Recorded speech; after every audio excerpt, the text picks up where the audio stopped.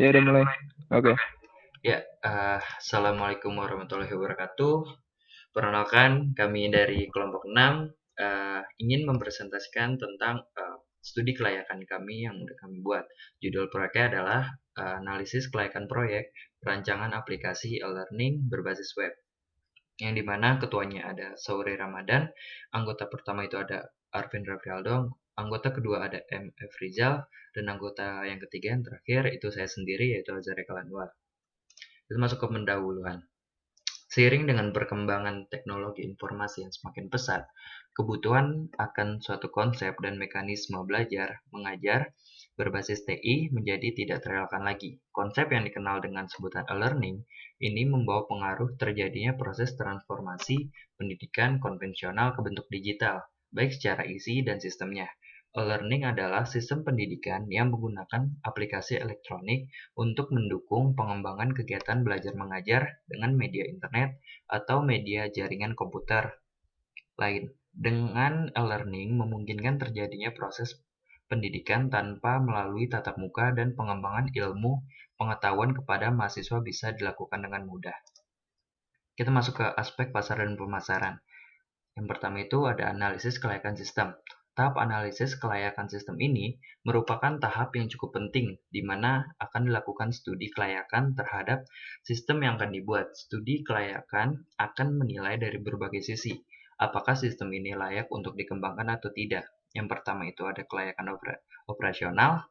Sistem baru mudah untuk dioperasikan oleh dosen maupun mahasiswa sehingga dapat dikatakan layak untuk digunakan sehingga dapat lebih mendukung dan menunjang proses belajar mengajar. Yang kedua itu ada kelayakan teknologi. Website e-learning ini sangat penting. Adanya sistem informasi ini diharapkan dapat membantu memecahkan permasalahan tentang kegiatan belajar mengajar untuk dalam memanfaatkan teknologi atau internet yang sedang berkembang. Kelanjutannya, kelayakan hukum. Dari segi kelayakan hukum, sistem e-learning telah memenuhi kriteria karena menggunakan perangkat lunak yang legal.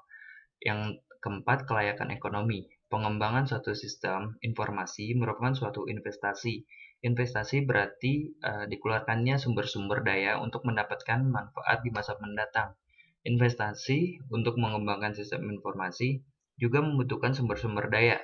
Sebagai hasilnya, sistem informasi yang baru diharapkan akan memberi manfaat yang baru.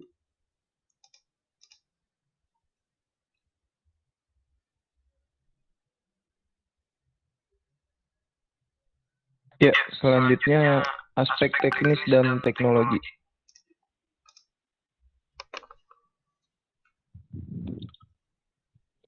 Analisis kinerja atau pada analisis ini dilakukan identifikasi masalah dengan menggunakan parameter yaitu throughput dan waktu tanggap. Yang pertama, throughput. Kegiatan belajar mengajar atau KBM masih dilakukan secara konvensional sehingga memungkinkan ada materi yang masih belum dapat tersampaikan apabila waktu KBM telah usai. Selain itu, ada sistem lama tanpa kehadiran dosen membuat pelajaran tidak jalan semestinya. Yang kedua, waktu tanggap. Pembelajaran konvensional dianggap masih belum dapat optimal karena ada poin materi yang penting justru belum tersampaikan ke mahasiswa sehingga waktu tanggap mahasiswa untuk memahami materi kurang optimal.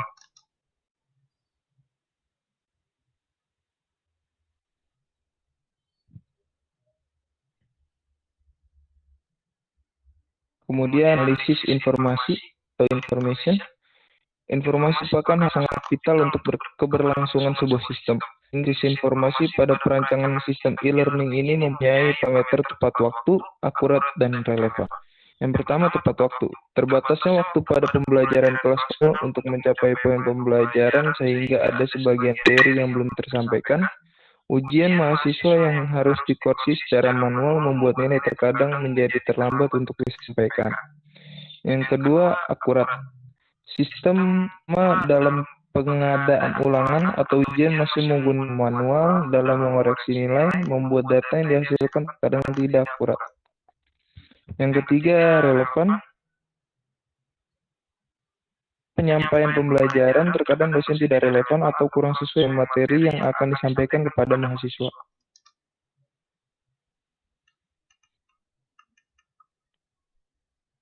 Kemudian analisis security atau keamanan.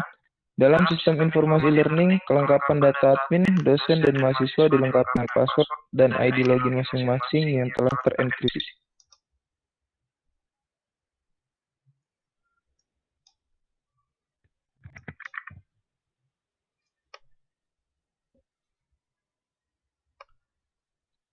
Selanjutnya dibacakan oleh Saul. Aspek SDM dan manajemen.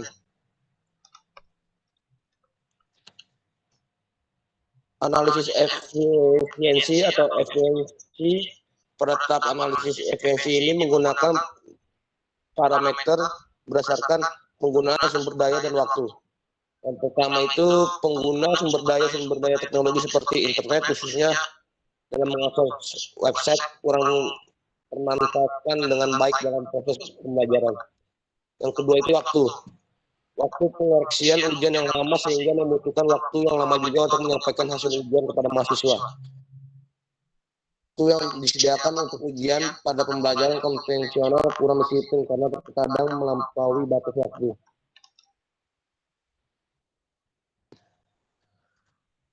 Analisis layanan atau service. Layanan masih belum dapat memberi layanan dengan maksimal, seperti lamanya proses pemberian nilai dan kurang maksimalnya pemberian materi